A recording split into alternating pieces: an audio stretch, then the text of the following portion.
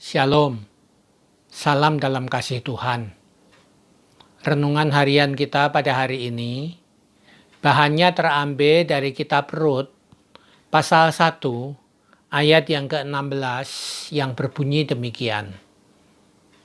Tetapi kata Rut, janganlah desak aku meninggalkan engkau dan pulang dengan tidak mengikuti engkau.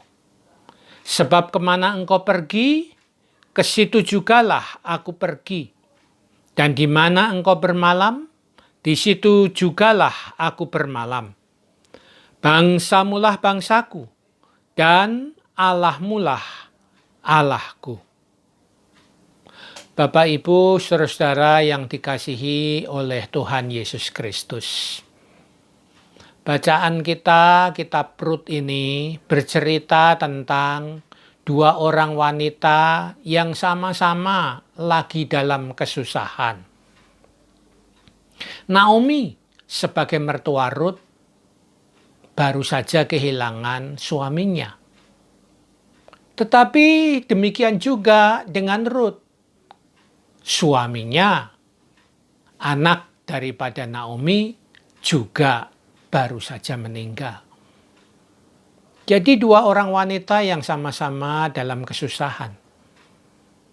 Nah, di tengah kesusahan seperti ini, dalam kisah Rut ini, sebenarnya Rut bisa meninggalkan Naomi.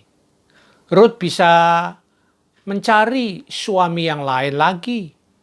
Rut bisa menata kehidupannya untuk menjadi lebih baik. Tetapi ternyata yang dipilih Rut adalah dia setia terhadap ibu mertuanya ini. Dan Rut meminta kepada Naomi agar dia boleh terus bersama-sama dengan ibu mertuanya ini. Jadi cerita Rut dalam bacaan kita ini adalah cerita tentang kesetia kawanan sosial. Orang dalam hal ini Rut tidak mementingkan dirinya sendiri. Tetapi di tengah-tengah situasi sama-sama susah, Rut menunjukkan kesetiaannya kepada ibu mertuanya. Bapak Ibu yang dikasihi Tuhan Yesus Kristus. Saat ini kita masih sama-sama ada di dalam kesusahan. Pandemi Corona yang masih berdampak pada kondisi ekonomi, membuat banyak orang ada dalam kesusahan. Nah, cerita Rut ini berguna bagi kita. Agar kita tidak hanya mementingkan diri sendiri saja, tetapi kita juga harus tetap menghidupkan semangat kesetiakawanan sosial itu. Pada awal-awal pandemi Corona, banyak orang berbagi, termasuk berbagi makanan kepada orang lain.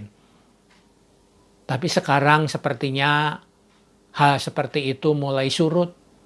Sepertinya sekarang orang sudah kembali kepada semangat mementingkan diri.